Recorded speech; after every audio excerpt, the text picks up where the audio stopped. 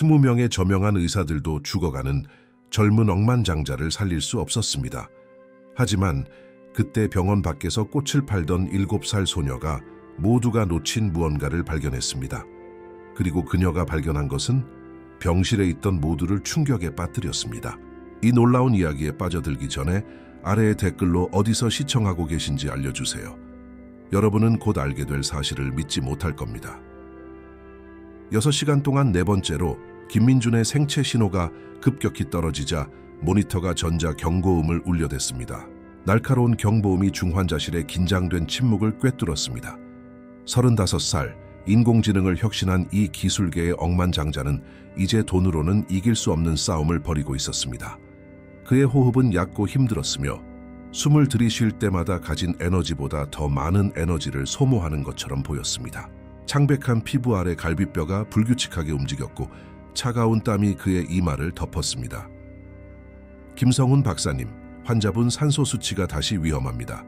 이수진 간호사가 걱정으로 긴장된 목소리로 말하며 모니터 키보드 위를 빠르게 움직였습니다. 혈압이 급격히 떨어지고 있습니다. 80에 50 계속 떨어지고 있습니다. 서울중앙의료원 내과 과장인 김성훈 박사는 이마에 땀을 닦았습니다. 에어컨은 최대로 가동되고 있었지만 스트레스로 모두가 땀을 흘리고 있었습니다. 30년 동안 다른 의사들이 불가능하다고 여겼던 사례들을 다루면서도 그는 이런 경우를 본 적이 없었습니다. 서울대병원, 아산병원, 메이오 클리닉, 심지어 하버드에서 온 세계 최고 전문가 20명이 비행기를 타고 왔습니다. 몇 미터 밖에서도 심장 잡음을 들을 수 있는 심장 전문의들, 희귀 질환에 대한 책을 쓴 신경과 전문의들, 과학에 기록된 모든 독을 아는 독성학자들, 그들은 상상할 수 있는 모든 검사를 다 했습니다. 그의 뇌를 현미경 수준으로 보여주는 MRI, 모든 장기를 드러내는 CT 스캔, 일부는 다른 대륙의 전문 연구소로 보내야 할 정도로 특수한 혈액 검사. 그럼에도 불구하고 김민준은 그들의 손가락 사이로 빠져나가는 모래알처럼 사라지고 있었습니다. MRI상으로는 뇌 손상이 전혀 보이지 않습니다. 혈액 검사는 산소 포화도의 놀라운 감소를 제외하고는 완전히 깨끗합니다. 메이오 클리닉에서 온 최유진 박사가 이미 200페이지가 넘는 두꺼운 의료 기록을 넘기며 중얼거렸습니다. 마치 그의 몸이 뚜렷한 이유 없이 서서히 꺼져가는 것 같습니다. 모든 시스템이 하나씩 붕괴하고 있지만 그 원인을 찾을 수가 없어요. 중환자실의 유리벽 밖, 병원 복도는 평소와 다른 활동으로 분주했습니다. 검은 정장을 입은 경호원들이 기자들을 막아섰고 그들의 손은 항상 무정이 근처에 있었습니다. 김민준의 법무팀은 낮은 목소리로 회의를 하며 기업 승계와 유언장에 관한 서류로 가득 찬 서류 가방을 들고 있었습니다. 그의 상태에 대한 소식이 사흘 전 유출된 이후 MJ테크의 주가는 20%나 폭락했습니다. 회사 사무실에서는 직원들이 강박적으로 의료 업데이트를 확인하며 자신들의 경력의 미래가 수 킬로미터 떨어진 한 남자의 심장 박동에 달려있다는 것을 알고 있었습니다. 이 분주한 의사들과 긴장한 변호사들의 혼란 속에서 거의 보이지 않는 복도 구석에 7살 이소미는 대기실 의자에 조용히 앉아 다리를 흔들고 있었습니다. 그녀의 분홍색 운동화가 의자의 크롬 금속에 규칙적으로 부딪혔습니다. 그녀의 어머니 박은혜는 중환자실의 반짝이는 바닥을 닦고 쓰레기통을 비우며 저 닫힌 문 뒤에서 벌어지는 드라마 가까이에 있으려고 이중 근무를 하고 있었습니다. 소민이는 한쪽 귀가 거의 떨어지고 털이 달아빠진 낡은 곰인형을 꼭 껴안고 중요해 보이는 의사들의 행렬을 크고 관찰력 있는 눈으로 하나도 놓치지 않고 지켜보았습니다. 엄마, 왜 저 의사 선생님들은 다들 저렇게 무서워 보여? 소민이가 부드러운 목소리로 속삭이며 엄마의 파란색 유니폼 소매를 잡아당겼습니다. 옷감은 바닥을 닦느라 축축했습니다. 은혜는 딸 옆에 무릎을 꿇었고 몇 시간 동안 일한 무릎에서 뚝 소리가 났습니다. 그녀는 소민이의 검은 머리를 쓸어 넘기며 헝클어진 머리카락을 손가락으로 정리했습니다. 저 아픈 아저씨를 도우려고 아주 많이 노력하고 있단다, 우리 딸. 가끔은 가장 똑똑한 의사 선생님들도 문제를 알아내는 데 시간이 필요해. 아주 복잡한 퍼즐 같은 거란다. 하지만 소민이의 관심은 이미 다른 곳으로 향해 있었습니다. 유리 칸막이 너머로 그녀는 김민준이 복잡하게 얽힌 튜브와 전선에 연결된 채 병원 침대에 꼼짝 않고 누워있는 것을 볼 수 있었습니다.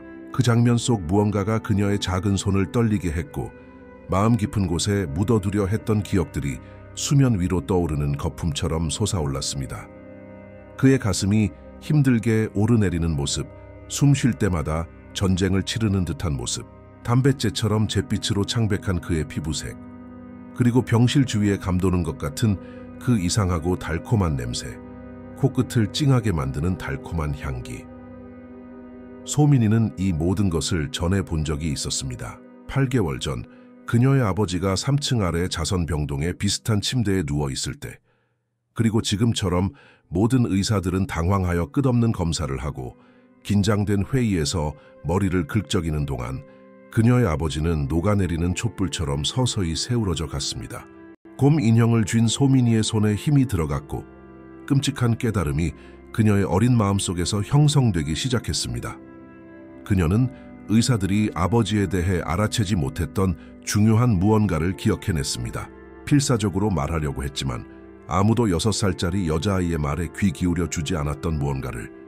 김민준의 병실에서 이전보다 더 날카롭고 긴급한 또 다른 경보음이 울리기 시작하자 소민이는 의자에서 일어섰습니다. 그녀의 검은 눈에는 불타는 결심이 빛나고 있었습니다.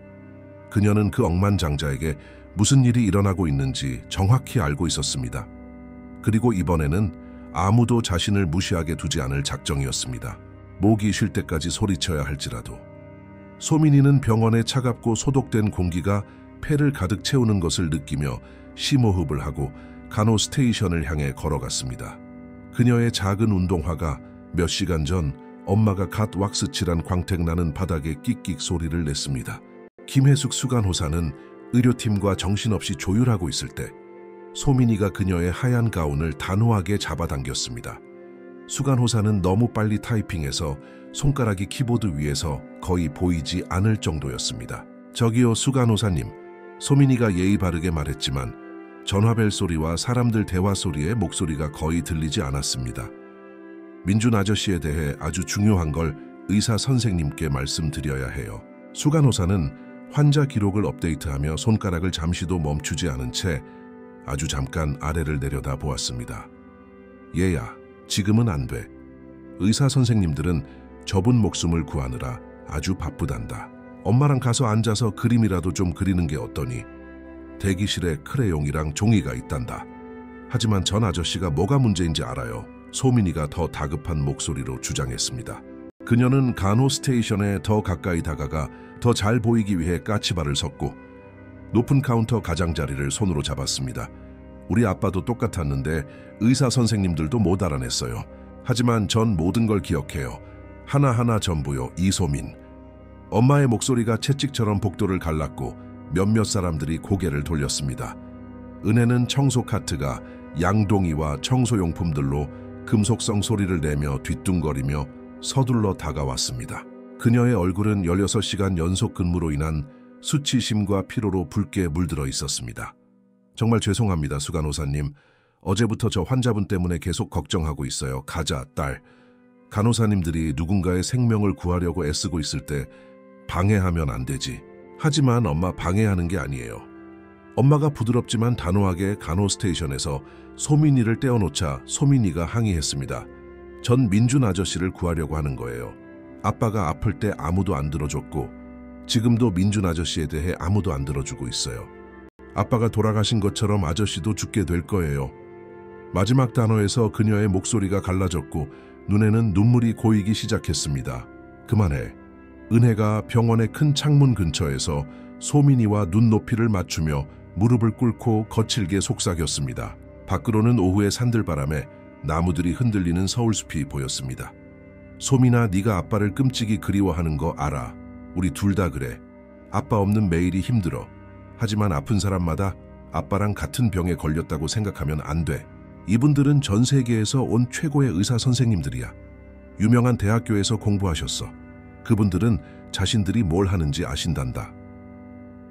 유리 칸막이 너머로 소민이는 또 다른 전문가 팀이 흰 가운을 펄럭이며 김민준의 병실로 달려가는 것을 무력하게 지켜보았습니다. 김성훈 박사는 그날 아침 비행기로 도착한 독성학자와 상의하며 고개를 저었고 그의 여행 가방은 여전히 환자 침대 옆에 있었습니다. 억만장자의 법무팀은 비싼 정장이 며칠간의 스트레스와 잠 못 이룬 밤으로 구겨진 채 복도를 초조하게 서성였습니다. 경호원들은 기자들과 사진사들을 막았지만 소민이는 아래 길거리에 모여든 촬영팀을 볼 수 있었습니다. 그들의 카메라는 발사를 기다리는 대포처럼 중환자실 창문을 향하고 있었습니다. 저 의사 선생님들 좀 봐요, 엄마.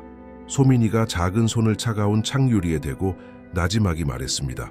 20명이나 돼요. 그리고 모두들 길을 잃은 듯 겁에 질려 있어요. 아빠를 돕지 못했을 때 의사 선생님들이 그랬던 것처럼요. 은혜의 마음은 딸의 조숙함을 보며 아팠습니다. 7살 소민이는 이미 대부분의 어른들이 평생 겪지 못할 의료적 트라우마를 목격했습니다. 하지만 은혜는 딸이 세계적으로 저명한 의사들을 완전히 당황하게 만든 미스터리를 해결할 수 있다는 환상 속에서 살게 할 수는 없었습니다. 그날 밤 소민이는 병원이 장기 근무 직원 가족들을 위해 제공한 작은 간이 침대에서 잠 못 이루고 누워 있었습니다. 얇은 매트리스는 불편했고 시트에서는 공업용 세제 냄새가 났습니다. 중환자실은 결코 잠들지 않았습니다. 항상 서로 다른 리듬으로 삐소리를 내는 모니터들이 불협화음의 전자 교향곡을 만들어냈습니다. 작은 손전등으로 환자를 확인하는 간호사들, 국제 전문가들이 밤새도록 상의하며 밝게 빛나는 복도를 그림자가 지나갈 때 여러 언어로 나누는 부드러운 속삭임 소민이는 천장 타일을 응시하며 각 흰색 사각형의 작은 구멍들을 셌습니다. 타일 하나에 63개의 구멍.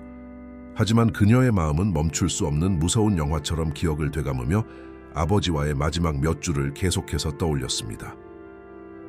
그녀는 공원에서 몇 시간 동안 자신을 어깨에 태우고 다닐 만큼 강했던 이강민이 점차 약해져 물컵 하나 들지 못하게 된 것을 기억했습니다. 포크를 잡으려 할 때 그의 손은 떨렸습니다. 그의 목소리는 쉬고 약해졌습니다. 의사들은 너무 많은 혈액 검사를 해서 그의 팔은 주사바늘 자국으로 보라색이 되었습니다. 그의 폐를 회색 음영으로 보여주는 엑스레이, 몇 시간 동안 지속되는 시끄러운 MRI, 역겨운 맛에 액체를 삼키게 하는 CT 스캔. 그들은 어른들이 속삭이는 무서운 단어인 암을 찾았습니다. 태어날 때부터 숨어 있었을지도 모르는 심장병을 찾았습니다. 건설 현장에서 일하며 매일 들이마셨던 그 모든 먼지와 화학 물질과 관련된 폐 문제를 찾았습니다. 하지만 아무것도, 정말 아무것도 32살의 건강한 남자가 왜 물 없는 식물처럼 시들어가는지 설명하지 못했습니다. 무엇보다도 뚜렷하게 소민이는 그 냄새를 기억했습니다. 아버지의 병실에 보이지 않는 유령처럼 달라붙어 날이 갈수록 강해져 그의 침대 옆에 너무 오래 있으면 어지러움을 느끼게 했던 그 이상하고 달콤한 향기. 그녀는 간호사들에게 그것에 대해 물었고 그들의 소매를 잡아당기며 주의를 기울여 달라고 졸랐습니다. 하지만 그들은 그것을 청소용품이나 누군가 아래층 예배당에서 가져온 꽃 정도로 치부해버렸습니다. 이제 부자들을 위해 예약된 VIP 병동 3층 위에서 그녀는 김민준의 병실에서 정확히 같은 냄새를 맡고 있었습니다. 코끝을 찡하게 하고 속을 울렁거리게 하는 똑같은 달콤하고 씁쓸한 향기. 8개월 전 7살 소민이는 3층 자선 병동에 있는 아버지의 침대 옆에서 수많은 시간을 보냈습니다. 15년 전 강원도에서 서울로 와서 건설 현장 인부에서 존경받는 현장 감독이 된 이강민은 영원처럼 느껴지는 단 2주 만에 허약한 그림자로 전락했습니다. 자선 병동은 민준 아저씨가 목숨을 걸고 싸우고 있는 VIP 병동과는 완전히 달랐습니다. 병실은 더 작고 각각 2~3개의 침대로 비좁았으며 소리나 냄새를 막지 못하는 얇은 커튼으로만 구분되어 있었습니다. 복도는 전국 각지에서 온 가족들이 사랑하는 이들을 지키며 일부는 호텔비를 낼 돈이 없어 불편한 의자에서 잠을 자면서 수십 가지 다른 사투리로 울려 퍼졌습니다. 하지만 의학적 미스터리는 똑같이 당혹스러웠습니다. 원인이 보이지 않을 때 비싼 장비나 유명한 의사도 아무 소용이 없었습니다. 아마도 작업과 관련된 환경 노출일 겁니다. 강민 씨. 박진우 의사가 복대서 짧은 상담 중 소민이 엄마에게 말했습니다. 그는 피곤한 눈을 가진 친절한 남자였지만 소민이는 또 다른 나쁜 소식을 전해야 할 때마다 그에게서 좌절감이 커지는 것을 볼 수 있었습니다. 그는 아버지의 두꺼운 차트를 넘겼는데 결론이 나지 않는 검사 결과로 가득한 페이지들이었습니다. 건설 노동자들은 경력 동안 많은 위험 물질에 노출됩니다. 시멘트, 페인트, 용재. 우리는 모든 것을 확인하고 있습니다. 몇 년 동안 그의 폐에 남아 있었을지도 모르는 성면 노출, 오래된 페인트의 납 중독, 제거제와 광택제의 화학적 독성. 그의 폐는 건설 먼지에 장기간 노출된 것과 일치하는 약간의 흉터를 보이지만 이토록 빠른 쇠약을 설명할 수 있는 것은 아무것도, 정말 아무것도 없습니다. 소민이는 병실 구석에 조용히 앉아 간호사 중 한 명이 가져다 준 겨울왕국 색칠 공부책을 칠하고 있었습니다. 그녀의 색연필이 종이를 긁으며 엘사 공주에게 밝은 파란색 드레스를 입혔습니다. 하지만 그녀는 어른들이 하는 모든 말을 듣고 있었고 숨겨진 녹음기처럼 모든 것을 기억에 새기고 있었습니다. 그녀는 의료 토론 중에 유령처럼 거의 보이지 않을 정도로 아주 조용하고 꼼짝 않고 있는 법을 배웠습니다.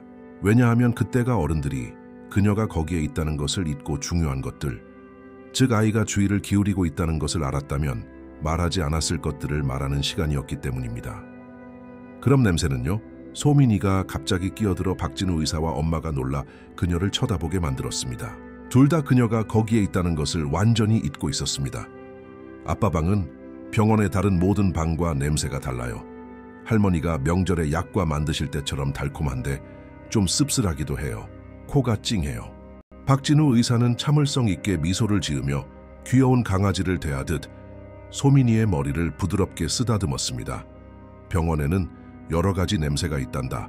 꼬마 아가씨, 염소와 소독제가 든 청소용품, 가끔 방문객들이 꽃이나 집에서 만든 음식을 가져오기도 하지. 항상 누군가 탕비실 전자레인지에 도시락을 두고 있거든. 다 정상적인 거야. 하지만 소민이는 의자에서 일어나 의사의 하얀 가운을 두 손으로 잡아당기며 고집을 부렸습니다. 아니에요, 박진우 선생님. 꽃이나 일반 청소용품 같지 않아요. 우리 엄마가 병원 청소를 하셔서 그런 것들 냄새는 알아요. 이건 달라요. 달콤하면서도 동시에 씁쓸하고 숨을 깊게 들이쉬면 코가 찡해요. 그리고 아빠는 이제 모든 게 쓴 아몬드 맛이 난다고 하세요. 아빠가 그렇게 좋아하시던 매일 아침 일하러 가기 전에 드시던 그 진한 커피까지도요. 그녀는 의사가 엄마와 눈빛을 교환하는 것을 보았습니다. 말없이도 많은 것을 의미하는 어른들의 눈빛. 아이들은 무서울 때 이상한 말을 한다는 의미의 눈빛. 박진우 의사는 클립보드에 무언가를 빠르게 메모했지만 소민이는 거꾸로 읽을 수 없었습니다. 하지만 그가 중요하지 않게 흘려쓰는 방식으로 보아 그는 그녀의 말을 진지하게 받아들이지 않고 있다는 것을 알 수 있었습니다.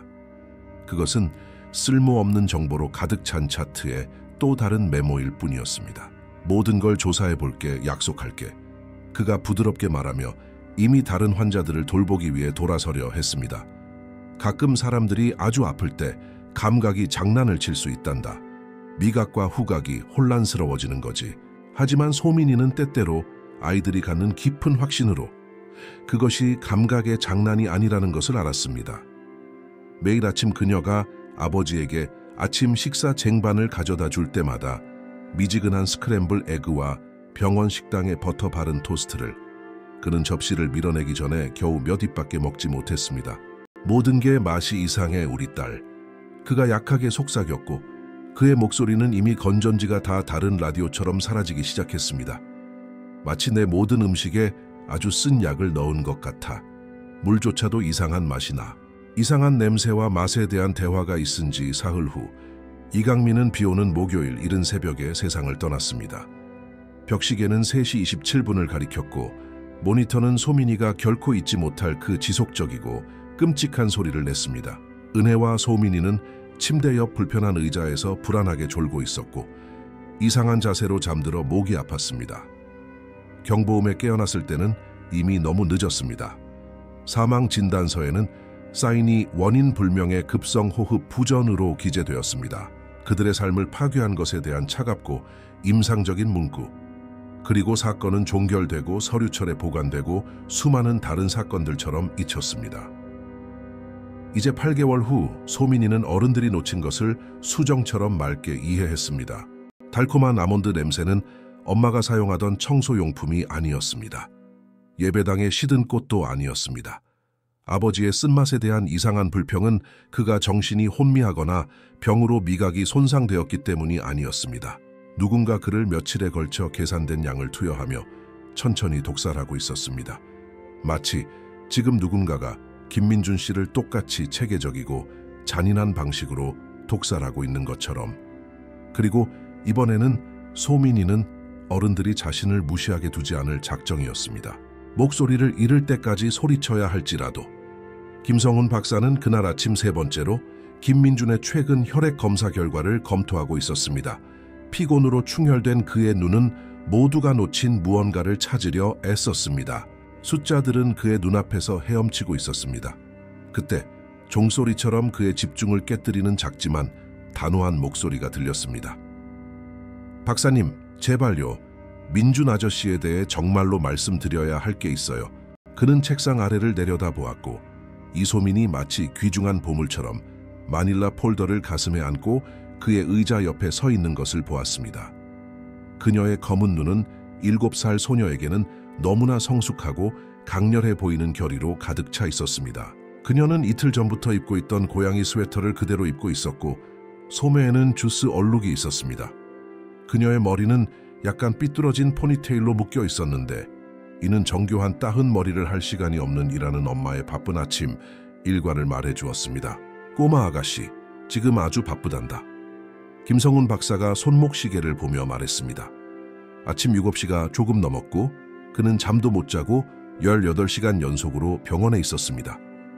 그의 눈 밑 다크서클은 김민준의 미스터리한 상태가 모든 의료진에게 어떤 대가를 치르게 하고 있는지를 보여주었습니다.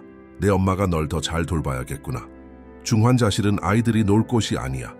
제 이름은 이소민이고 저희 엄마는 병원 바닥을 청소하는 야간 근무를 하고 계세요.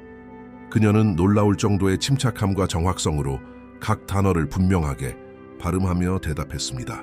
제가 여기 있는 건 엄마는 모르세요. 대기실에서 도망쳐 나왔거든요. 박사님이 제 말을 듣지 않으시면 민준 아저씨는 죽을 거예요. 8개월 전에 우리 아빠를 죽게 한 것과 똑같은 걸로요. 똑같은 증상, 똑같은 냄새, 모든 게 똑같아요. 그녀의 어조, 드라마나 눈물 없이 아버지의 죽음을 현실적으로 논하는 방식, 그녀가 사용하는 어른스러운 어휘, 흔들리지 않는 단호한 눈맞춤 속 무언가가 김성훈 박사로 하여금 의료기록 검토를 멈추게 했습니다. 그는 3일 동안 쉬지 않고 일하며 밤낮 가리지 않고 화상통화를 통해 전 세계 동료들과 상의해왔습니다. 절망이 그의 평소 체계적이고 정확한 사고를 흐리기 시작했습니다. 그럼에도 불구하고 7살 아이에게서 의료 조언을 받는다는 생각은 터무니없을 뿐만 아니라 잠재적으로 위험하고 비윤리적으로 보였습니다. 소민아, 네가 민준 씨를 돕고 싶어 하는 마음은 진심으로 고맙게 생각한단다. 의사가 부드럽지만 단호하게 말하며 그녀를 제대로 마주보기 위해 의자를 살짝 돌렸습니다. 그리고 네 아버지 일은 정말 유감이다. 너에게 아주 힘들었을 거야. 하지만 의학은 굉장히 복잡하단다. 민준 씨를 치료하는 의사들은 전 세계에서 가장 뛰어난 전문가들을 포함하고 있어. 그들은 수십 년 동안 훈련받고 수천 건의 사례를 연구하며 인체가 어떻게 세밀하게 작동하는지 이해하기 위해 노력했단다. 소민이는 어떻게든 손에 넣은 폴더를 열었습니다. 안에는 자선병동에서의 2주간의 입원을 기록한 아버지의 완전한 의료 기록 243페이지가 들어있었습니다. 모든 검사, 모든 상담, 모든 청화 혈압 측정. 김성훈 박사의 눈썹이 경계심에 치켜 올라갔습니다. 그는 병원의 공식 서류와 오른쪽 상단의 빨간색 기밀 도장을 알아보았습니다. 얘야, 이 기록들은 어디서 구했니? 환자 기록은 엄격히 기밀이야.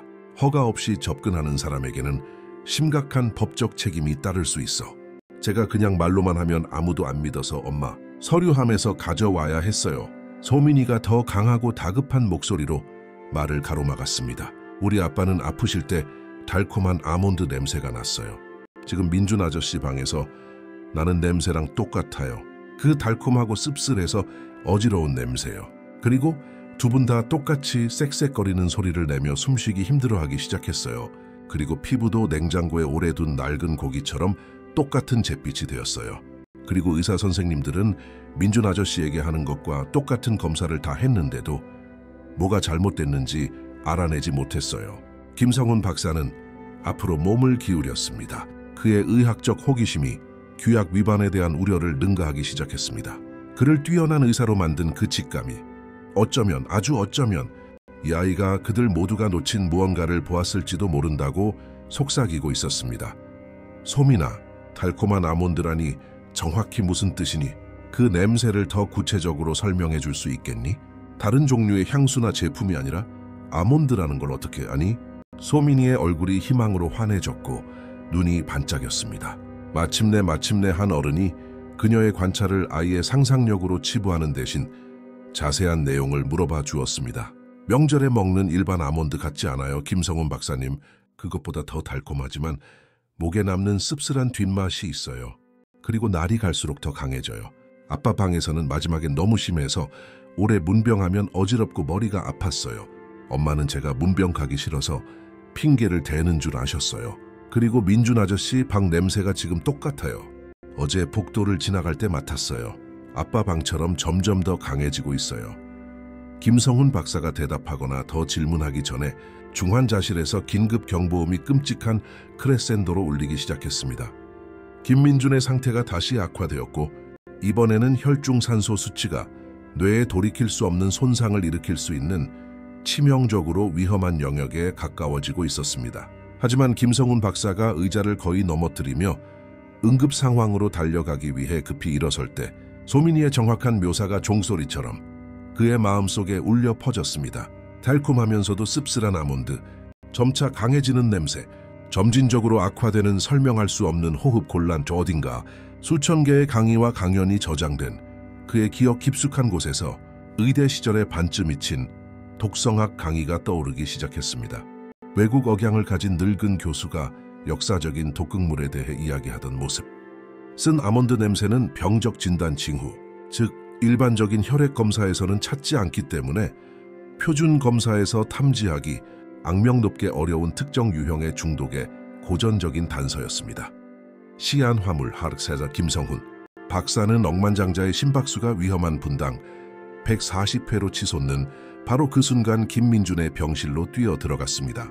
모니터는 어떤 의사의 심장이라도 빨리 뛰게 만드는 불규칙한 스파이크를 보여주었습니다. 의료진은 혼란스럽지만 조직적인 발레처럼 정신없이 일하고 있었습니다. 최유진 박사는 산소 마스크를 조절했고 서울대학교의 이지훈 박사는 작은 손전등으로 그의 동공을 확인했습니다. 두 명의 간호사가 서로 다른 속도로 수액을 떨어뜨리는 여러 개의 정맥 주사를 모니터링했습니다. 호흡치료사는 인공호흡기 설정을 높일 준비를 하며 버튼 위에 손가락을 올려놓고 있었습니다. 신경학적 반응이 급격히 악화되고 있습니다. 이지훈 박사가 전문적인 우려로 겨우 감춘 기저의 공포를 담은 긴장된 목소리로 암울하게 보고했습니다. 동공 반응이 너무 느립니다. 반사신경이 정상이어야 할 때 감소했습니다. 그리고 우리가 제공하는 최대 산소 요법에도 불구하고 그의 안색은 분 단위로 악화되고 있습니다. 마치 그의 모든 시스템이 체계적으로 장기 하나하나씩 꺼지고 있는 것 같은데 빌어먹을 근본 원인을 찾을 수가 없습니다. 병실은 고급 승용차보다 비싼 정교한 의료 장비 소리로 윙윙거렸습니다. 김성훈 박사가 팀에 합류하자 그 독특한 달콤한 아몬드 냄새가 보이지 않는 벽처럼 즉시 그를 덮쳤습니다. 이전보다 더 강했고 밀폐된 중환자실 환경에서는 거의 압도적이었습니다. 어떻게 그는 전에 알아차리지 못했을까요? 소민이의 말이 갑작스럽고 끔찍한 명료함으로 그의 귓가에 울렸습니다.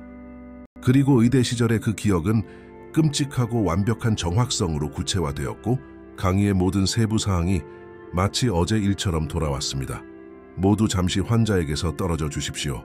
그가 갑자기 발표했고 그의 목소리는 모든 팀이 정신없는 활동을 멈추고 마치 그가 미친 것처럼 쳐다보게 만드는 권위를 담고 있었습니다. 성훈 씨, 오씨야, 지금 뭐 하는 거예요? 환자를 잃고 있어요. 최유진 박사가 외과적 정밀함으로 조절하던 인공호흡기 제어 장치에서 물러서지 않고 항의했습니다. 그의 산소 포화도는 72%이고 계속 떨어지고 있어요. 5분 안에 삽관하지 않으면 돌이킬 수 없는 뇌 손상이나 사망에 이를 거예요. 냄새, 아몬드 냄새요. 김성훈 박사가 환자만큼이나 빠르게 뛰는 심장을 안고 다급하게 말을 가로막았습니다. 그는 병실을 둘러보며 저명한 동료들을 보았습니다. 오늘 이 냄새가 터무니없이 강해진 걸 다른 분은 못 느끼셨나요? 이건 청소용품이 아니에요. 꽃도 아니고요. 이건 유기적인 냄새고 환자에게서 나고 있어요. 팀원들은 혼란스러운 표정으로 서로를 쳐다보았고 일부는 김성훈 박사가 극심한 피로로 정신이 나간 것처럼 눈살을 찌푸렸습니다. 이지훈 박사는 혼란에서 점차 커지는 걱정으로 표정이 바뀌며 제한된 내용을 처리하며 천천히 고개를 끄덕였습니다. 네, 어제 간호사들에게 이 이상한 냄새에 대해 언급했어요. 그가 개처럼 공기 냄새를 맡으며 말했습니다. 병원에서 시험 중인 새로운 종류의 공기청정제나 소독제일 거라고 생각했어요. 하지만 지금 박사님이 말씀하시니 날이 갈수록 점점 더 강해지고 있네요. 오늘은 거의 메스꺼울 정도예요. 머리가 아파요. 치명적인 퍼즐의 조각들이 구토를 유발할 정도로 끔찍한 명료함으로 맞춰지기 시작하면서 김성훈 박사의 심장이 빨리 뛰기 시작했습니다. 즉시 시안화물 긴급 혈액 검사를 요청해야 합니다. 그리고 즉시요. 30분 후가 아니라 지금 당장이요. 우리가 매일 결과 없이 해왔던 표준 독성학 패널이 아니라요. 전문 연구소의 특정 시안화 수소 수치요. 그들에게 전화해서 코드 레드라고 말하세요. 시안화물이요. 최유진 박사는 입을 벌린 채 완전히 어안이 벙벙한 표정이었습니다. 성훈 씨, 우리는 그가 입원한 이후 매일 포괄적인 독성학 패널 검사를 했어요. 수백 가지 물질을 다루는 여러 패널을요. 그중 어떤 것에서도 어떤 종류의 중독 징후도 없었어요. 그리고 시안화물 노출을 시사하는 것은 확실히 아무것도 없었고요. 표준 독성학 스크리닝은 종종 시안화물을 특정하여 감지하지 못합니다. 김성훈 박사가 의학적 훈련이 그의 뇌가 최고 속도로 작동하는 동안 통제권을 잡으며 빠르게 설명했습니다. 특히 단 한 번의 치명적인 복용량이 아니라 여러 날에 걸쳐 소량씩 반복적으로 투여된 경우라면 더욱 그렇습니다. 달콤한 아몬드 냄새는 병적 진단 징후, 즉 시안화수소 중독의 고전적인 신호입니다. 오래된 책에 이제는 아무도 주의를 기울이지 않는 강의에 나와 있습니다. 공격적인 산소 요법에도 불구하고 진행되는 호흡 부전, 설명할 수 없는 전신 대사 저하, 특징적인 청회색 피부색, 모든 것이 만성 시안화물 중독의 고전적인 양상과 완벽하게 일치합니다. 복도 밖에서 소민이는 유리창에 얼굴을 대고 흐릿한 숨 자국을 남겼습니다. 그녀는 의사들이 새로워진 긴급함으로 일하는 것을 지켜보았고 그녀의 심장은 희망과 두려움으로 동시에 뛰었습니다. 그녀의 엄마 은혜는 대기실에서 사라진 그녀를 발견하고 이제 드라마틱한 장면에서 그녀를 떼어놓으려 했지만 소민이는 마치 손에 풀이라도 붙은 것처럼 그곳에 붙어 있었습니다. 엄마, 보세요. 그들이 드디어 제가 한 말을 듣고 있어요. 소민이가 속삭였고 그녀의 뜨거운 숨결이 차가운 유리를 반복해서 흐리게 만들었습니다. 아빠를 죽게 한 바로 그 독극물을 검사할 거예요. 그때 누군가 제 말을 들었다면 아빠를 구했어야 했던 것처럼 이제 민준 아저씨를 구할 거예요. 하지만 소민이의 마음속에 희망이 어둠 속 촛불처럼 깜빡이는 동안에도 김민준의 모니터는 그의 생체 신호가 끔찍한 하강 나선을 그리며 악화되는 것을 계속 보여주었습니다. 만약 김성훈 박사가 시안화물 중독에 대해 옳았고 그의 모든 의학적 감각이 그렇다고 말하고 있었다면 그들은 마침내 범죄의 흉기를 성공적으로 식별한 것이었습니다. 하지만 그들에게는 여전히 미스터리의 가장 중요하고 위험한 요소들이 빠져 있었습니다. 누가 현대의학에 알려진 가장 치명적인 독극물 중 하나로 김민준을 체계적으로 살해하고 있었는가? 그들은 어떻게 서울중앙의료원의 가장 안전하고 감시가 철저한 병동에 반복적으로 접근할 수 있었는가? 그리고 가장 끔찍한 것은 그들이 해독제를 찾아 억만장자의 생명을 구하기 전에 또 다른 치명적인 양을 투여하여 다시 공격할 계획이었을까? 그리고 왜? 많은 사람들이 기술 천재이자 관대한 박예주 의사라고 말했던 남자를 죽일 동기는 무엇이었을까? 답은 나올 것이었습니다.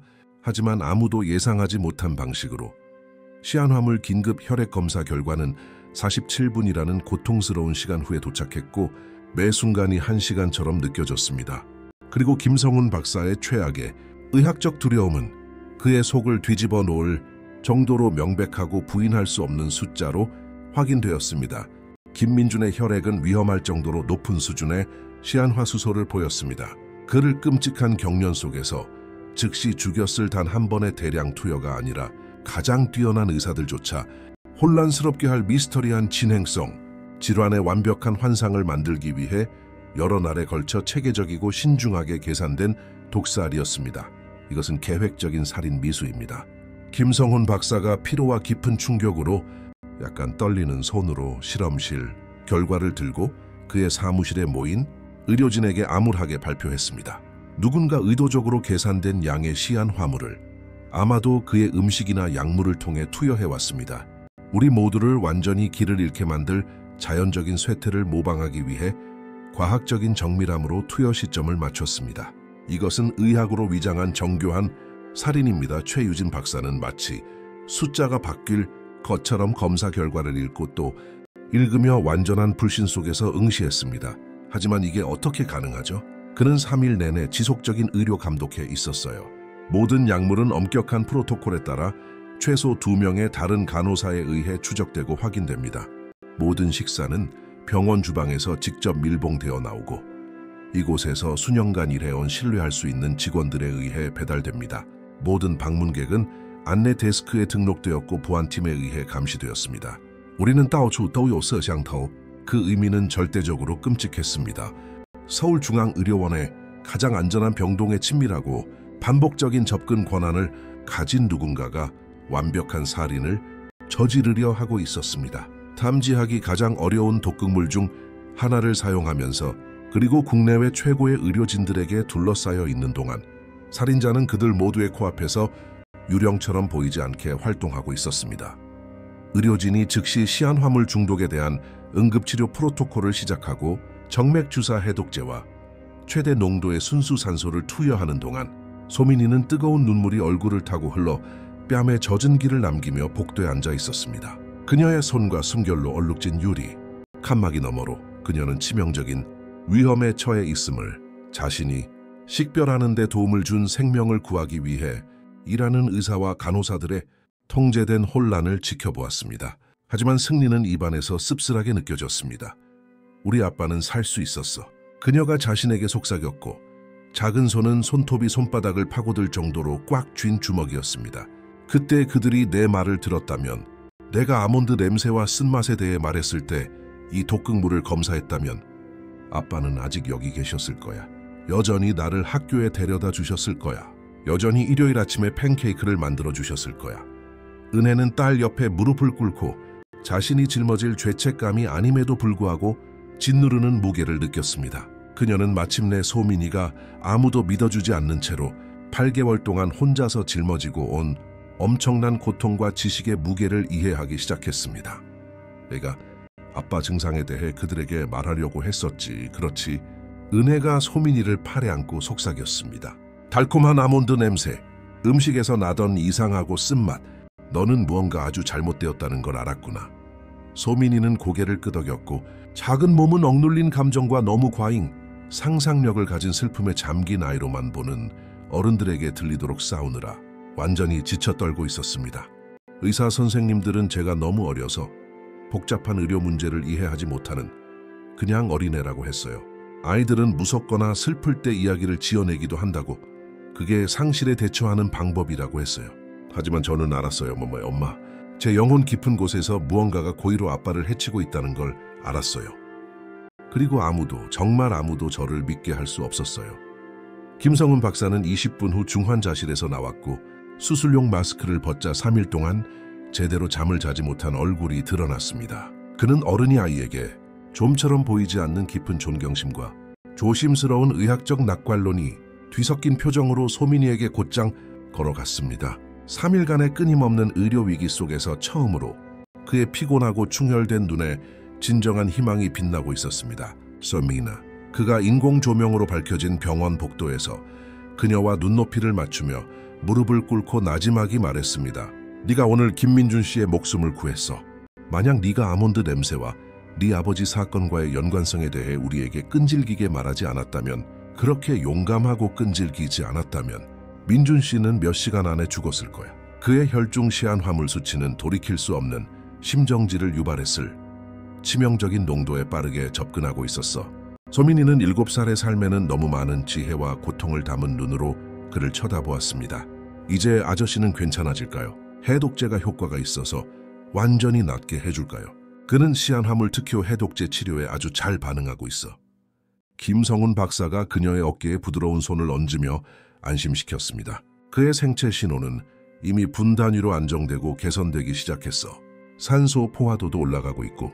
하지만 소민아, 이제 우리는 훨씬 더 크고 무한히 더 위험한 문제가 있어. 누군가 극도로 정교한 방법을 사용해서 그를 체계적으로 살해하려 하고 있어. 그리고 그 사람은 분명히 이 병원에 자유롭게 출입할 수 있고 우리 프로토콜을 알고 언제 어떻게 행동해야 하는지 알고 있어. 누가 이런 짓을 하는지, 그리고 어떻게 탐지되지 않고 시한 화물을 투여하고 있는지 밝혀낼 때까지 민준 씨는 여전히 끊임없는 치명적인 위험에 처해 있어. 마치 그의 불길한 말이 악을 불러내는 듯 오수연 형사가 제복을 입은 2명의 경찰관을 뒤에 데리고 복도에 나타났고, 그들의 권총은 홀스터에서 보였습니다. 시한화물 중독이 검사를 통해 확인되자 즉시 경찰이 호출되었고, 이제 서울중앙의료원은 공식적으로 살인 미수 사건의 현장이 되었습니다. 소민이의 심장은 그들이 발견한 것의 끔찍한 범위와 파급 효과를 깨닫자마자 빠르게 뛰었습니다. 만약 누군가가 도시 최고의 병원 중 하나의 가장 안전하고 감시가 철저한 병동에서 20명의 저명한 의사들의 코앞에서 성공적으로 민준 씨를 독살하고 있었다면 그들은 거의 확실히 이를 끝내기 위해 다시 시도할 것이었습니다. 그리고 더 나쁜 것은 새로운 끔찍한 가능성이 폭풍 구름처럼 그녀의 마음속에 형성되고 있었습니다. 만약 아버지의 미스터리한 병과 설명할 수 없는 죽음이 사실은 미스터리하지 않았다면, 만약 누군가가 8개월 전에 정확히 똑같은 꼼꼼한 방법으로 이강민을 살해했다면, 그리고 그 징후에 주의를 기울인 유일한 목격자는 아이들이 의학을 이해하지 못한다는 이유로 아무도 듣고 싶어 하지 않았던 7살 소녀였다면, 오수현 형사는 경찰학교를 이상으로 가득 채우고 나온 이후 12년 동안 살인사건을 수사해왔습니다. 그녀는 잠 못 이루게 하는 끔찍한 것들을 보았습니다. 하지만 그녀의 경력 전체에서 이런 사건은 한 번도 없었습니다. 7살 소녀가 수십 년의 경험을 합친 20명의 세계적인 의사들을 혼란에 빠뜨린 복잡한 의료 중독 사건을 해결했습니다. 그리고 이제 바로 그 특별한 아이가 한 번이 아니라 어쩌면 2번이나 완벽한 범죄를 저지를 뻔한 살인범을 식별하는 열쇠가 될 수 있었습니다. 소민아, 이게 아주 무섭고 오늘 많은 일을 겪었다는 거 알지만 네 아버지가 병원에 계셨을 때 기억나는 모든 것을 말해줘야 해. 오수현 형사가 부드럽게 말하며 소녀와 정확히 눈높이를 맞추기 위해 고무바닥에 다리를 꼬고 앉았습니다. 너에게는 중요하지 않게 보일 수 있는 작은 세부 사항까지도 말이야. 때로는 가장 작은 것들이 가장 귀중한 단서가 되거든. 소민이는 낡은 곰 인형을 더 꽉 껴안으며 병원 가족 회의실에서 옆에 앉아있는 엄마 은혜를 초조하게 쳐다보았습니다. 지난 몇 시간은 완전히 압도적이었고 그녀를 지치게 만드는 감정의 소용돌이였습니다. 우리 아빠는 정확히 14일 동안 아프셨어요. 소민이가 천천히 시작했고 그녀의 부드러운 목소리는 세부 사항에서 놀라울 정도로 정확했습니다. 아빠는 일하시던 건설 현장에서 숨을 잘 쉴 수 없어서 화요일 아침에 병원에 오셨어요. 김 부장님이 아빠가 너무 약해서 오토바이를 운전할 수 없어서 낡은 트럭으로 여기에 데려다 주셨어요. 네, 오수현 형사는 아이의 구체적인 세부 사항과 연대기에 대한 탁월한 주의력에 감명받아 낡은 수첩에 꼼꼼하게 메모했습니다. 그 2주 동안 아버지를 방문한 사람을 기억하니 직장 동료, 이웃, 음식을 가져다 준 교회 사람이라든가. 소민이의 이마가 강한 집중으로 찡그려졌고 그 고통스러운 날들을 더 잘 시각화하기 위해 눈을 감았습니다. 박철수 삼촌은 건설 현장에서 일 끝나고 매일 오셨어요. 아빠랑 강원도에서 어릴 때부터 제일 친한 친구고 같은 팀에서 일하셨어요. 우리 아파트의 최 여사님은 어떤 병이든 낫게 해준다면서 집에서 만든 닭죽을 2번 가져다 주셨어요. 그리고 소민이가 갑자기 멈췄고 이상하고 불안한 표정이 그녀의 작은 얼굴을 스쳐 지나갔습니다. 왜 그러니? 아가? 은혜가 부드럽게 물으며 딸의 머리를 부드럽게 쓰다듬었습니다. 뭐 중요한 거라도 생각났니? 한 아가씨가 있었어요. 소민이가 천천히 말했고 마치 마음속에서 퍼즐을 맞추는 것처럼 각 단어가 조심스럽게 나왔습니다. 제가 다른 방문 때 못 봤던 간호사였어요. 그녀는 제가 알던 정규 간호사들이 정기적으로 회진할 때는 나타나지 않고 늦은 오후 방문 시간에만 나타났어요. 그녀는 항상 저에게 아주 친절하고 세심했어요. 초콜릿 사탕과 새 색칠 공부책을 주셨어요. 하지만 아빠의 수액 주머니를 만지작거리고 교체하고 일회용 컵에 담긴 특별한 음료를 가져다 주며 그게 아빠의 기운을 차리고 힘을 회복하는 데 도움이 될 거라고 말하는데 많은 시간을 보냈어요. 오수현 형사는 모든 수사관의 본능이 최고 경계 태세에 들어가며 앞으로 몸을 기울였습니다. 그 간호사를 묘사해 줄 수 있니? 외모는 어땠어? 기억나는 세부 사항이 있니?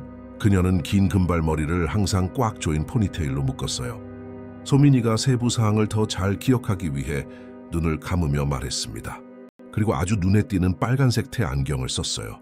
키가 크고 아주 말랐어요. 우리 엄마보다 더 컸어요. 그리고 항상 여기 아래층 카페테리아 근처 약국에서 파는 강한 꽃향수 냄새가 났어요. 그녀는 이름이 켈리 간호사라고 말했지만 다른 모든 간호사들이 목에 걸고 다니는 사진이 있는 명찰은 본 적이 없어요. 은혜의 얼굴이 종이처럼 하얗게 질렸고 뺨에서 핏기가 모두 사라졌습니다. 소민아, 왜 그 특별한 간호사에 대해 한 번도 말하지 않았니? 내가 여기서 2년 동안 일하면서 모든 간호사를 아는데 그런 이름이나 외모를 가진 사람은 본 적이 없어. 그게 우리 비밀이 되기로 했어요.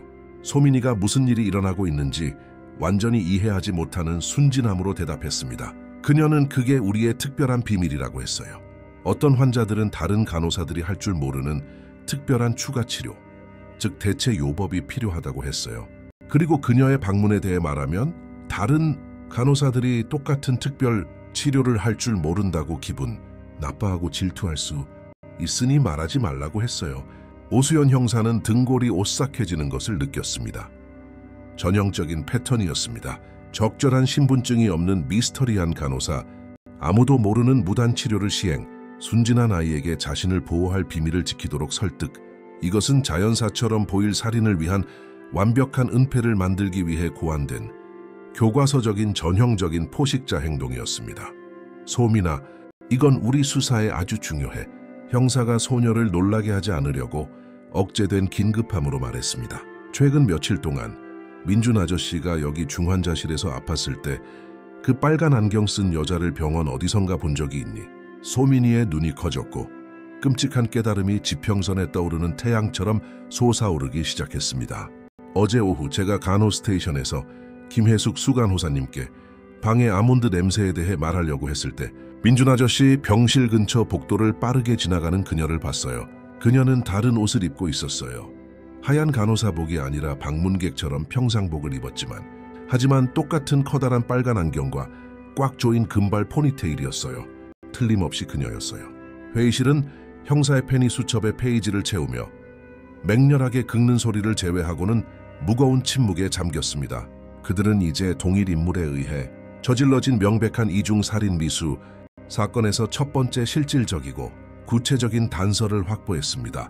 그리고 두 경우 모두에 충분히 주의를 기울인 유일한 목격자는 아버지가 연쇄 의료살인범의 첫 희생자였던 7살 소녀였습니다.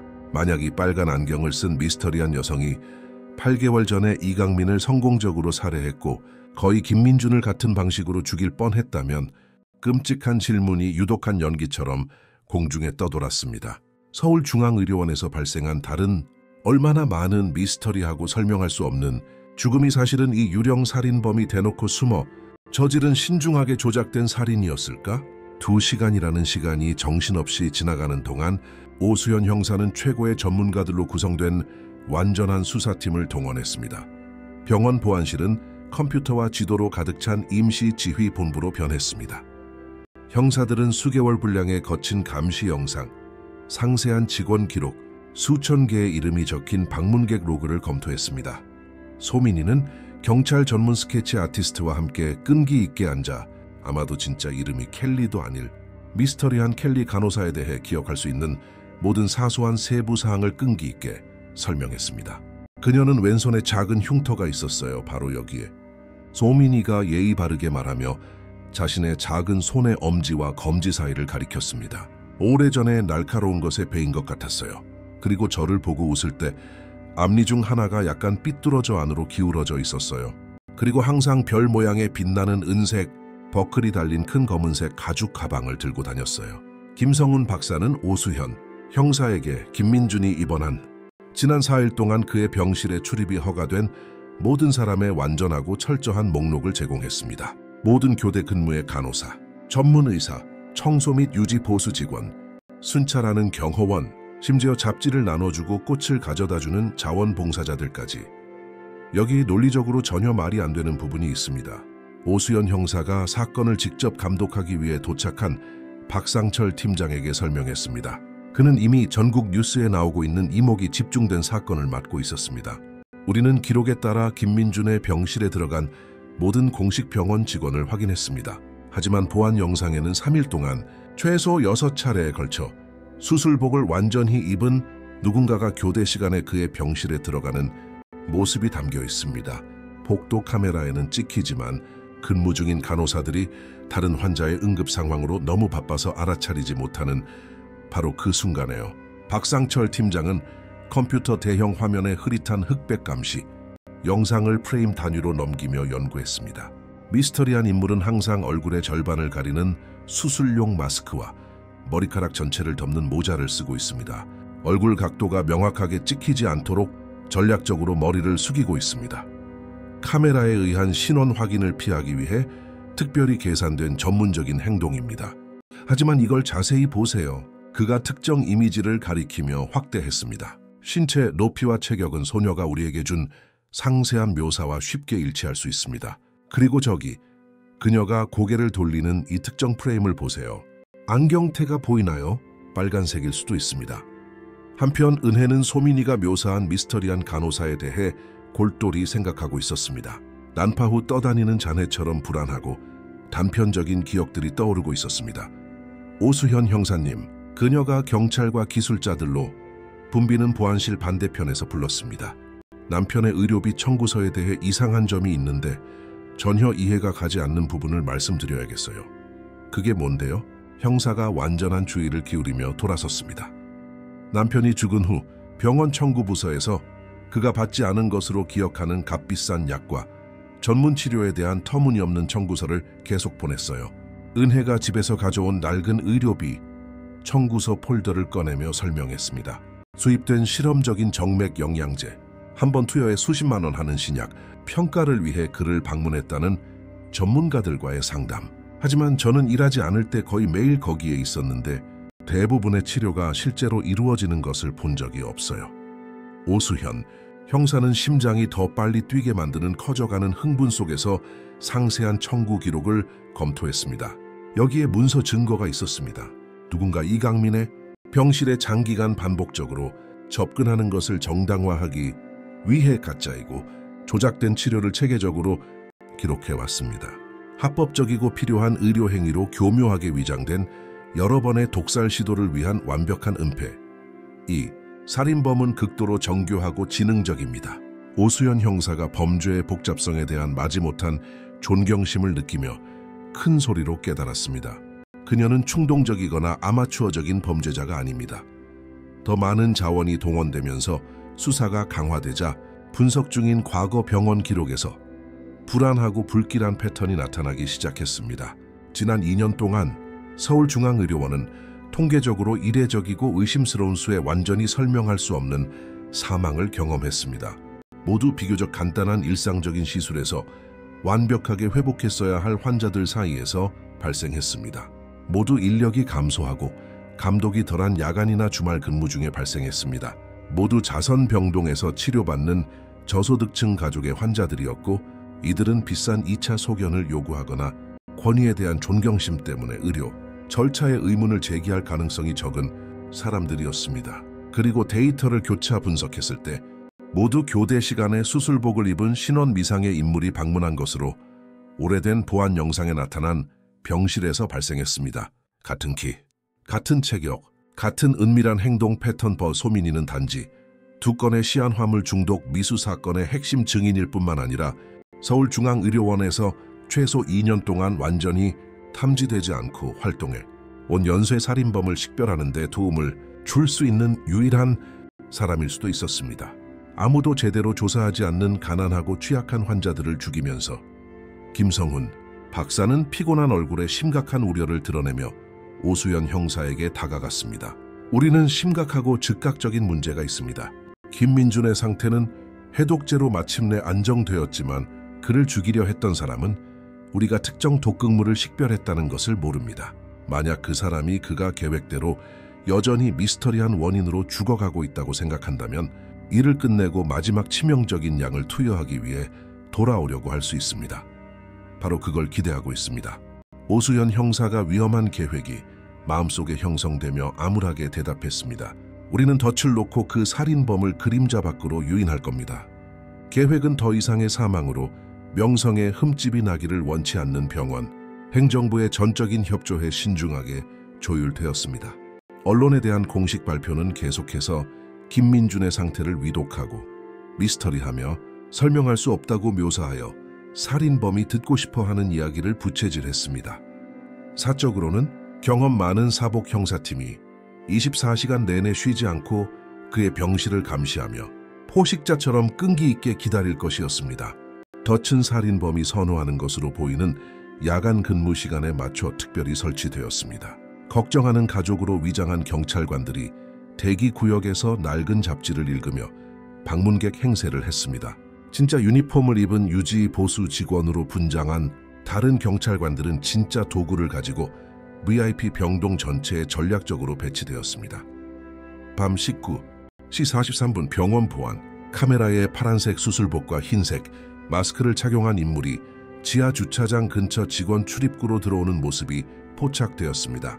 그 사람은 분주한 복도를 전문적인 자신감을 가지고 이동하며 지나가는 다른 의료 직원들에게 아무렇지 않게 고개를 끄덕였고 합법적인 간호사들이 사용하는 것과 동일한 작은 검은색 의료 가방을 들고 있었습니다. 오수연 형사는 보안실에서 생중계를 지켜보며 손에 땀을 쥐게 하는 기대감으로 가득 찼습니다. 우리의 주요 용의자입니다. 정확히 같은 체격, 스케치 묘사와 같은 키, 그리고 저기를 잘 보세요. 그녀가 손가락으로 화면을 가리켰습니다.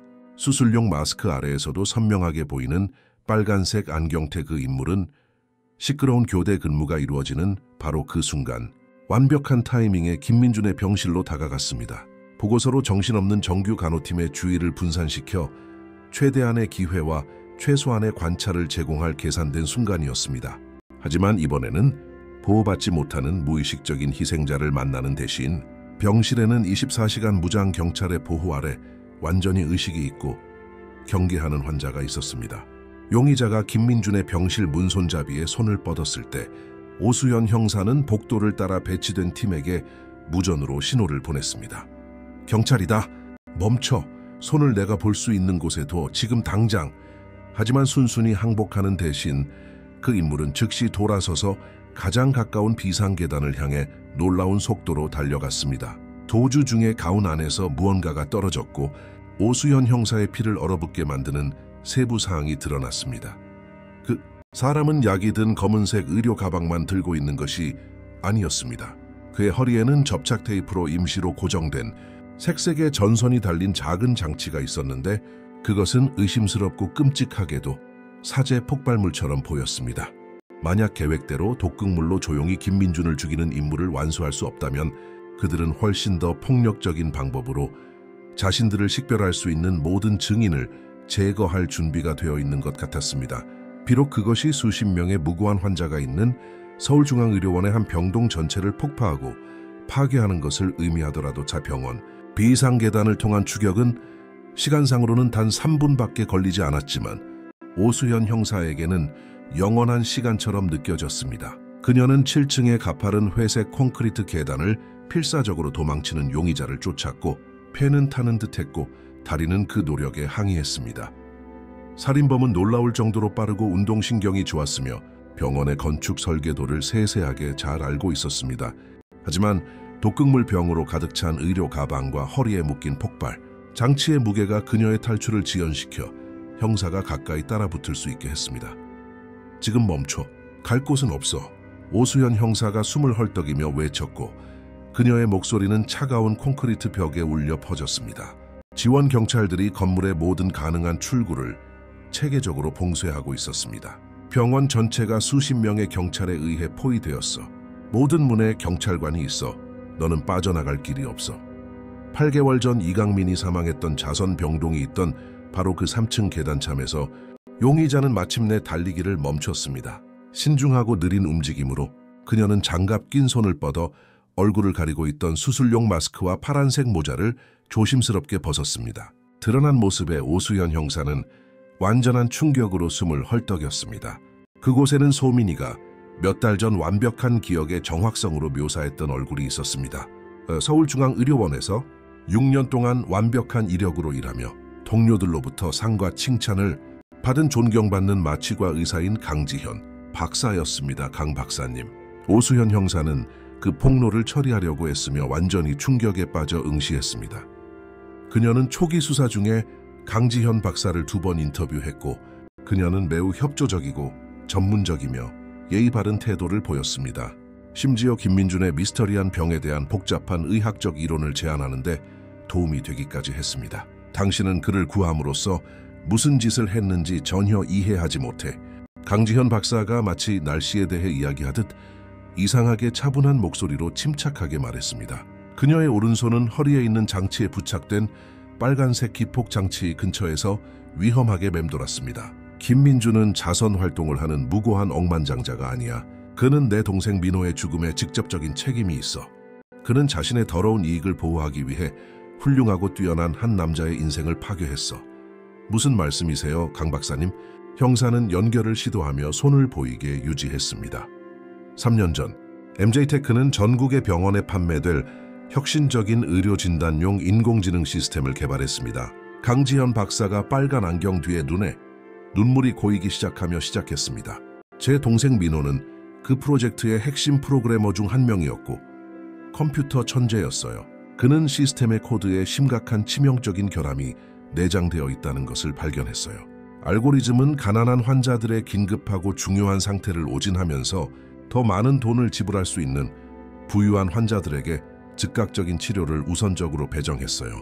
그것은 소프트웨어에 직접 프로그래밍된 경제적 차별이었어요. 그녀의 목소리는 더 거칠고 더 쓰라리며 감정적인 도구로 가득 찼습니다. 민호가 무고한 사람들을 죽일 수 있는 이 결함들을 공개적으로 폭로하려고 했을 때 김민준은 그를 즉시 해고하고 비싼 변호사들을 동원해 그를 완전히 파괴했어요. 제 동생을 국내외 기술산업 전체의 블랙리스트에 올렸어요. 그가 정신적으로 불안정하고 전문적으로 신뢰할 수 없다는 소문을 퍼뜨렸어요. 오수연 형사는 여성이 분노를 터뜨리도록 내버려두며 눈을 마주쳤습니다. 민호는 그 후 어디에서도 제대로 된 일자리를 찾을 수 없었어요. 강지현 박사가 목이 메어 말을 이었습니다. 그는 월세를 낼 수 없게 되자 아파트를 잃었어요. 건강보험도 잃었어요. 미래에 대한 모든 희망을 잃었어요. 그는 18개월 전 추운 겨울밤 김민준이 자신의 회사, 이익을 보호하고 가난한 환자들을 죽일 결함 있는 제품을 숨기기 위해 그의 인생을 완전히 파괴했기 때문에 스스로 목숨을 끊었어요. 그것이 냉혹한 살인을 정당화하지는 않습니다. 오수연 형사가 공감하면서도 단호하게 말했습니다. 동생을 잃은 당신의 고통은 이해합니다. 하지만 이강민 씨, 소민이 아버지는요? 그 노동자가 당신에게 천천히 독살당할 만한 무슨 짓을 했나요? 쓰라리고 비뚤어진 미소가 강지현 박사의 얼굴을 스쳐 지나가며 그녀의 섬세한 얼굴을 무서운 것으로 바꾸었습니다. 이강민은 단지 필요한 실험이었을 뿐이야. 내 기술을 완성하기 위한 연습이었어야 했지. 나는 정확히 얼마나 많은 독을 사용해야 하는지, 얼마나 자주 투여해야 하는지, 증상을 자연적인 질병처럼 보이게 위장하는 방법을 이해해야 했어. 나는 그가 가난하고 서류가 불완전한 육체 노동자였기 때문에 특별히 그를 선택했어. 아무도 건설 노동자가 그가 하던 더럽고 위험한 일과 관련된 병으로 죽는 것에 대해 깊이 의문을 제기하지 않을 테니까 완벽한 실험용 쥐였지. 무고한 남자이자 한 가족의 아버지를 계획된 살인을 위한 인간 실험체로 사용하는 냉혹하고 무심한 잔인함의 오수연 형사는 메스꺼움으로 속이 뒤집혔습니다. 나는 그 끈질긴 아이가 그렇게 관찰력이 좋고 기억력이 좋을 줄은 전혀 예상하지 못했어. 강지현 박사가 마지못한 존경심 같은 것을 담아 인정했습니다. 그녀가 이상한 냄새와 구체적인 증상에 대해 자세한 질문을 하기 시작했을 때 나는 그녀가 그렇게 어린아이라고는 생각할 수 없을 정도로 통찰력 있고 똑똑하다는 것을 깨달았지. 하지만 거만한 어른들이 지배하는 의료 환경에서 아이들의 증언은 결코 진지하게 받아들여지지 않아. 나는 완전히 안전하다고 생각했어. 6살짜리 여자애가 어떻게 나를 무너뜨릴 수 있겠어? 조끼에 부착된 무정의를 통해 오수현 형사는 가장 중요한 확인을 들었습니다. 소민이와 은혜는 병원에서 안전한 거리로 무사히 대피했습니다. 전문 폭탄 처리반이 5분 거리에 있었지만 그들은 더 귀중한 시간을 벌어야 했습니다. 강 박사님, 그 폭발 장치를 조심스럽게 제거해서 바닥에 내려놓으셔야 합니다. 형사가 낼 수 있는 가장 차분한 목소리로 말했습니다. 우리는 공정한 합의에 도달할 수 있습니다. 당신의 동생은 김민준이 한 일에 대해 정의를 받아야 합니다. 우리는 결함 있는 소프트웨어에 대한 그 혐의들을 조사할 수 있습니다. 하지만 무고한 사람들로 가득 찬 병원을 폭파하는 것은 답이 아닙니다. 하지만 강지현 박사는 슬프게 고개를 저으며 손가락으로 기폭 장치를 쓰다듬었습니다. 당신은 아직 문제의 규모를 이해하지 못해. 김민준은 나의 유일한 도덕적 목표가 아니야. 그의 회사의 결함 있는 인공지능 시스템은 지금 이 순간에도 전국의 병원에 설치되어 사용되고 있어. 수백 명의 가난한 환자들이 이미 그들의 살인적인 알고리즘에 내장된 차별적인 진단 편향 때문에 죽었어. 그는 의료 혁신이 생명을 구한다는 아름다운 연설과 위선적인 자선활동 뒤에 편안하게 숨어있는 대량 살인마야. 그녀의 손이 새로워진 결의로 기폭장치로 돌아갔습니다.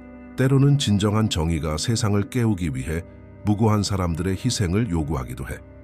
그들 바로 위 병원 보안실에서 이소민은 건물에 있는 모든 사람의 생명을 구하고 강지현 박사의 훨씬 더 큰 치명적인 계획의 마지막 빠진 조각을 드러낼 마지막 중요하고 예상치 못한 통찰력을 제공하려 하고 있었습니다.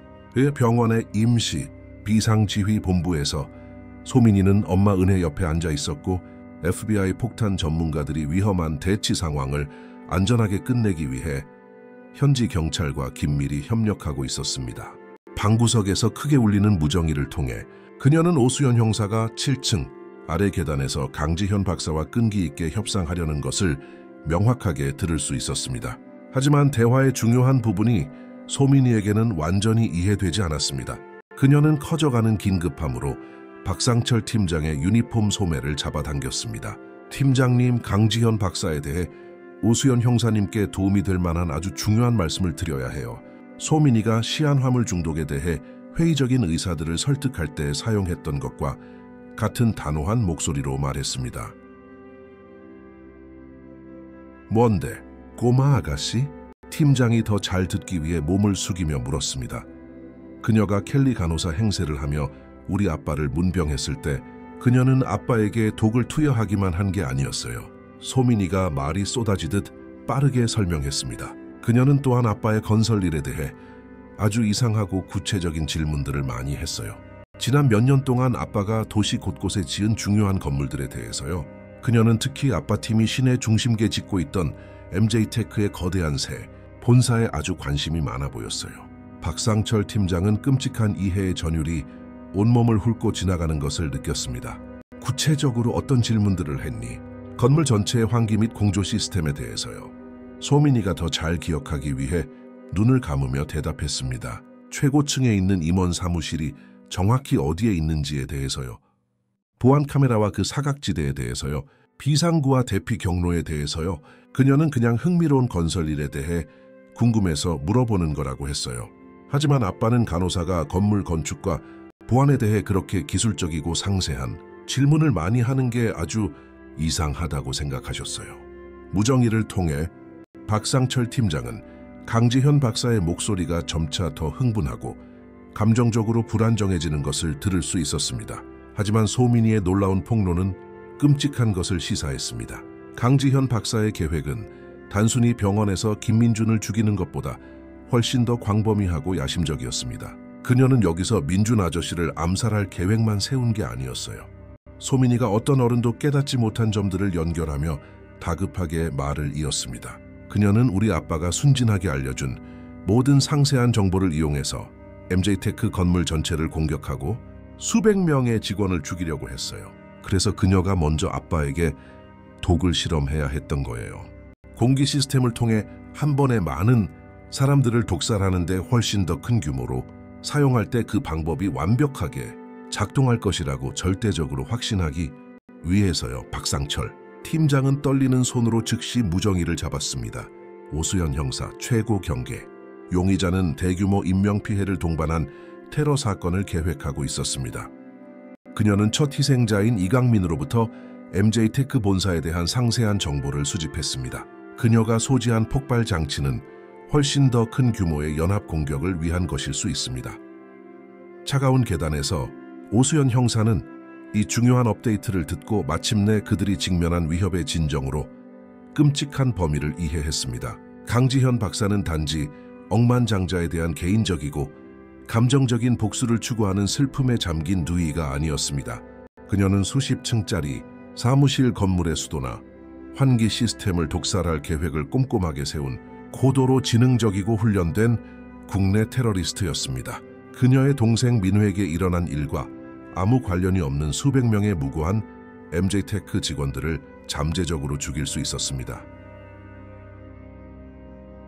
강 박사님, MJ테크 본사에 대한 당신의 더 큰 계획에 대해 알고 있습니다.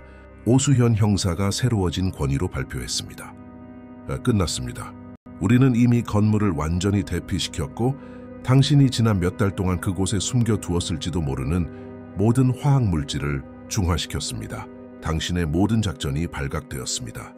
강지현 박사의 얼굴이 완전한 충격으로 하얗게 질렸고 모든 핏기가 사라졌습니다. 그건 불가능해. 당신이 어떻게 건물에 대해 알 수 있었겠어? 어떻게 알아냈지? 이강민 씨의 딸이요. 오수현 형사가 대답했습니다. 당신이 완전히 과소평가했던 그 7살짜리 여자예요. 그녀는 당신이 그녀의 아버지와 나눈 모든 대화, 당신이 했던 모든 의심스러운 질문을 기억하고 있었어요. 7살짜리 여자애가 당신의 신중하게 계획된 모든 작전을 능가하고 당신의 정교한 계획을 밝혀냈어요. 형사가 점점 더 단호하게 말했습니다.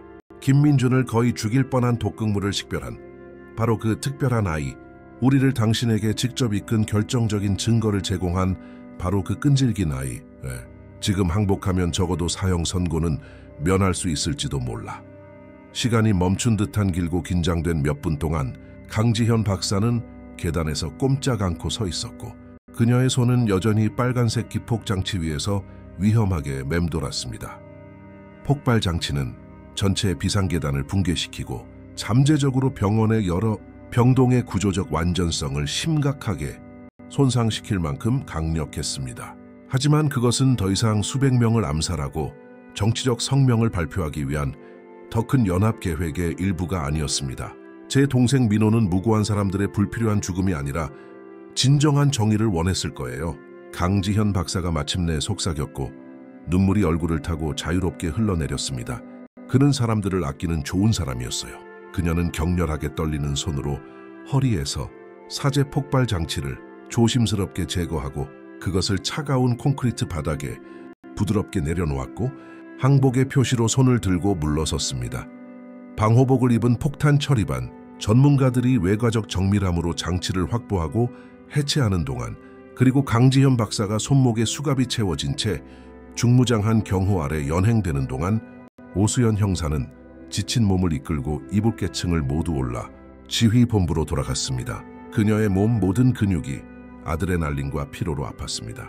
그녀는 엄마의 보호적인 팔에 안겨있는 이소민을 발견했는데 그녀의 젊은 인생에서 가장 충격적이지만 또한 가장 영웅적인 날로 인해 감정적으로나 육체적으로 완전히 지쳐 있었습니다. 소민아. 오수연 형사가 깊은 존경심을 담아 소녀 앞에 무릎을 꿇고 부드럽게 말했습니다. 너는 전 세계에서 가장 똑똑한 의사들이 모두 길을 잃었을 때 김민준 씨의 목숨을 구했어. 너는 우리가 네 아버지의 살인범을 잡고 그를 위한 정의를 실현하는 데 도움을 주었어. 그리고 너는 MJ테크에서 일하는 수백 명의 무고한 사람들을 죽일 뻔한 끔찍한 테러 공격을 막았어. 너는 내가 12년 동안 범죄를 수사하면서 만난 사람 중에 의심할 여지 없이 가장 용감하고 뛰어난 사람이야. 소민이는 겨우 7살. 아이에게는 너무 많은 것을 보고 처리한 깊이 피곤한 눈으로 올려다보았습니다. 그럼 이제 아빠 사건은 종결되거나 잊히지 않는 건가요? 사람들이 아빠가 그냥 아파서 돌아가신 게 아니라 살해당했다는 걸 알게 되는 건가요? 아빠가 무고한 희생자였다는 걸요? 그래, 아가. 오수연 형사가 그녀의 작은 어깨에 부드러운 손을 얹으며 안심시켰습니다.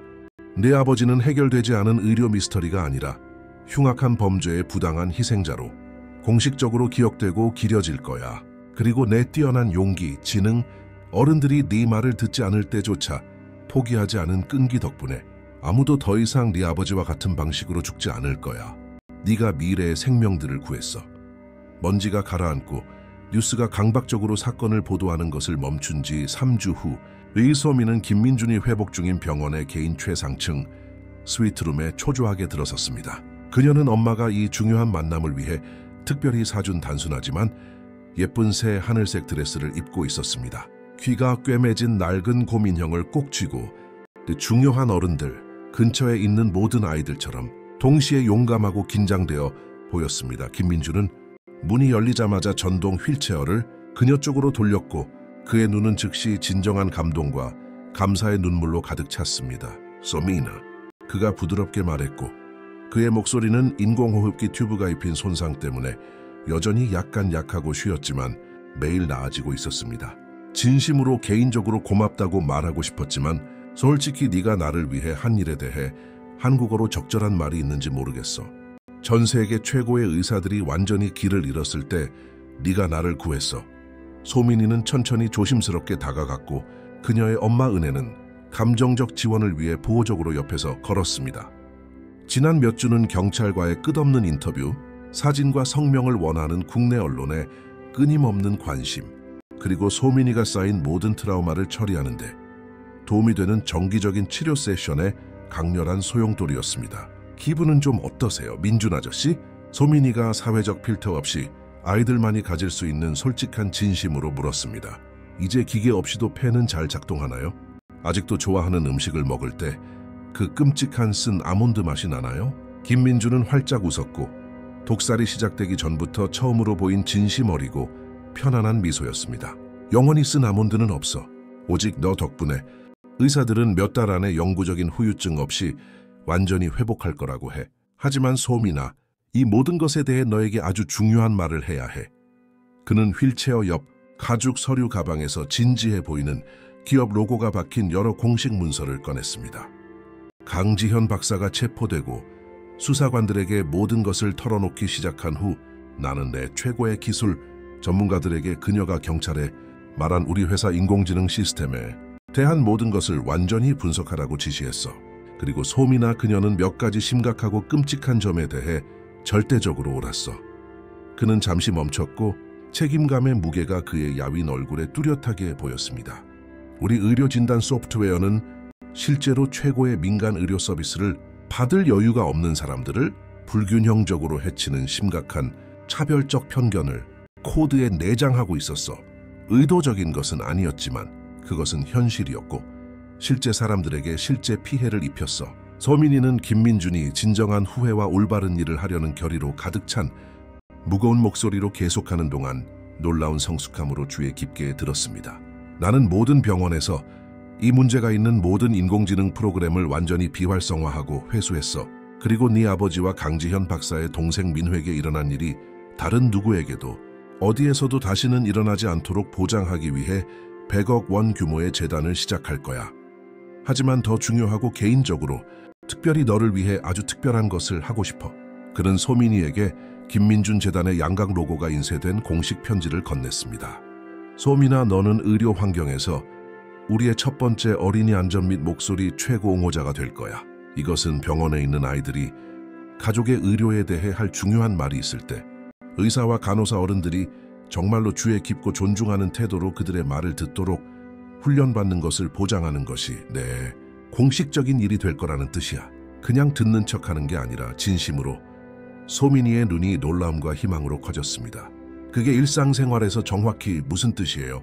그것은 전국의 병원들이 새로운 프로토콜을 만들고 의사와 간호사들에게 아이들이 치료에서 잘못된 점을 발견했을 때 진정으로 존중하며 주의를 기울이도록 의무적으로 훈련시킬 거라는 뜻이야.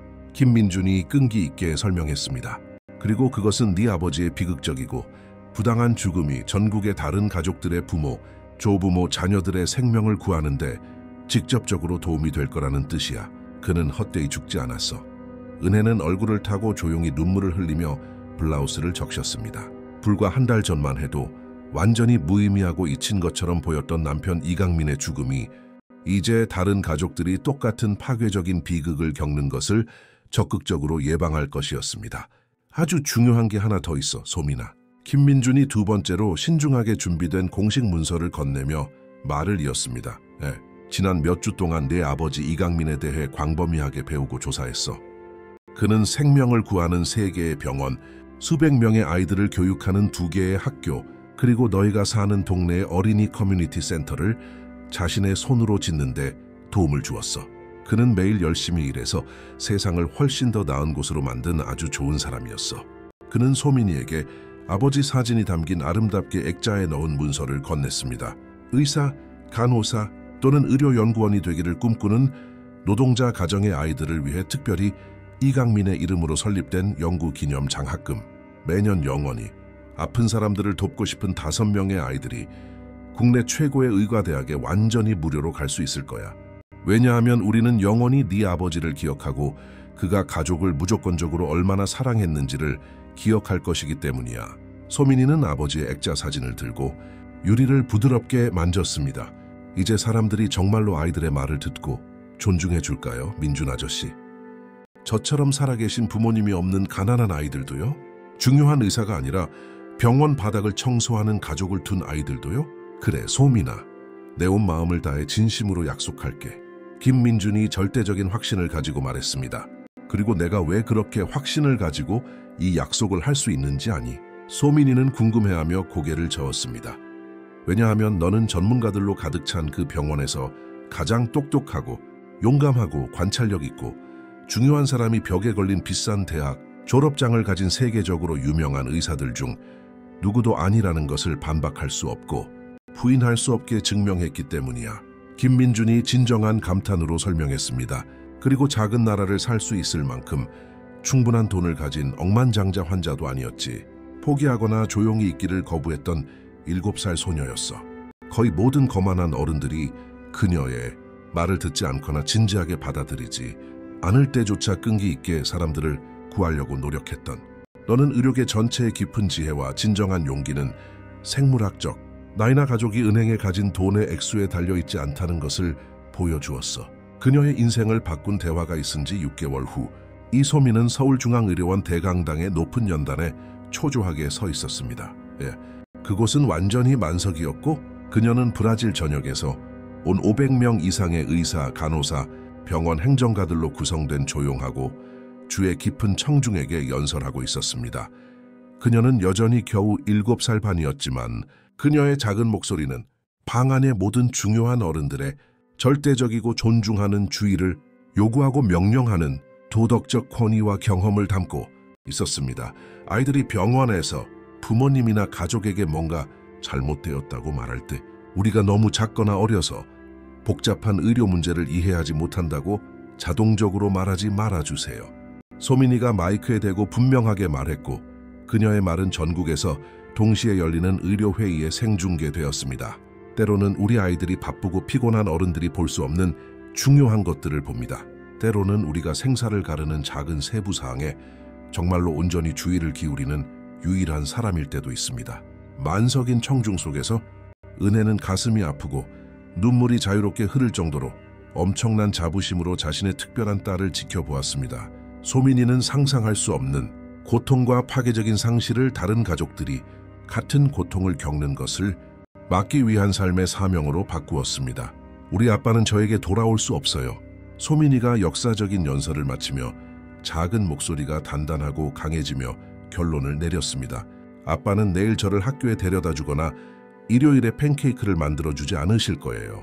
하지만 이제 의사 선생님들과 간호사 선생님들이 아이들의 말을 정말로 듣고 존중해 주실 것이기 때문에 다른 아빠들과 엄마들, 할아버지들과 할머니들이 그들을 사랑하는 가족에게 무사히 집으로 돌아갈 수 있을 거예요. 그것이 바로 우리가 죽은 사람들이 마치 존재하지 않았던 것처럼 완전히 잊히지 않도록 보장하는 방법입니다. 우리는 그들이 영원히 떠난 후에도 다른 사람들을 계속 보호하도록 도움으로써 그들을 살아있게 합니다. 강당 전체가 몇 분 동안 지속된 감동적이고 우렁찬 박수갈채로 터져나왔고 의사와 간호사들이 눈물을 흘리며 기립박수를 치는 동안 하소민은 미소를 지었습니다. 가장 뛰어나고 저명한 의사들을 혼란에 빠뜨린 불가능한 의료 미스터리를 해결했던 그 회복력 있는 어린 소녀는 이제 깊은 교훈을 배운 사람의 조용하고 흔들리지 않는 자신감으로 미소 지었습니다. 그녀는 나이가 실제 의미 없는 숫자에 불과하다는 것을 배웠습니다. 진정한 지혜와 통찰력은 예상치 못한 곳에서 올 수 있다는 것을, 그리고 때로는 중요한 어른들로 가득 찬 방에서 가장 작은 목소리가 모두가 절실히 들어야 할 가장 중요한 것을 정확히 말하고 있다는 것을. 소민이와 같은 감동적인 이야기는 우리에게 어린아이의 직관, 무조건적인 가족 사랑, 그리고 모든 역경에 맞서는 끈기에 변화시키는 힘을 보여줍니다. 여러분도 이 놀라운 용기의 여정에 깊이 감동하셨다면 더 많은 사람들이 이 꼭 알려져야 할 이야기를 알 수 있도록 좋아요를 남겨주세요. 마음을 따뜻하게 하고 중요한 가치에 대해 생각하게 하는 더 많은 이야기를 원하시나요? 지금 바로 채널을 구독하고 알림벨을 활성화하여 절대 아무것도 놓치지 마세요. 이제 아래 댓글로 여러분의 솔직한 의견을 듣고 싶습니다. 어린아이가 어른들이 완전히 무시하거나 진지하게 받아들이지 않았던 중요한 것을 알고 있다고 목격하거나 느껴본 적이 있나요? 자신의 말이 들리지 않았던 비슷한 상황을 겪어본 적이 있나요? 여러분의 개인적인 이야기를 들려주세요. 모든 댓글을 읽고 싶습니다. 희망을 새롭게 하고 세상을 바꾸는 작은 영웅들의 힘을 믿어야 할 특별한 사람과 이 변화를 가져올 영상을 공유하는 것을 잊지 마세요. 다음 감동적인 이야기에서 뵙겠습니다.